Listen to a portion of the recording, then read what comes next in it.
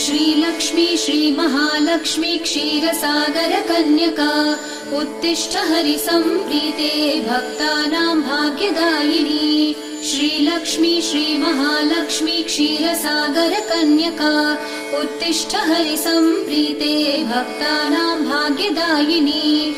उत्तिष्ठोत्तिष्ठ श्रीलक्ष्मी विष्णुवक्षस्थलालये उत्तिष्ठ करुणापूर्णे लोकानां शुभदायिनी।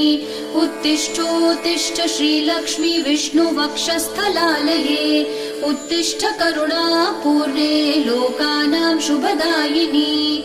श्रीपद्ममध्यवसिते वरपद्मनेत्रे श्रीपद्महस्तचिरपूजित पद्मपादे श्रीपद्मजात जननी शुभपद्मवक्त्रे श्रीलक्ष्मी भक्तवरदे तव सुप्रभातम्।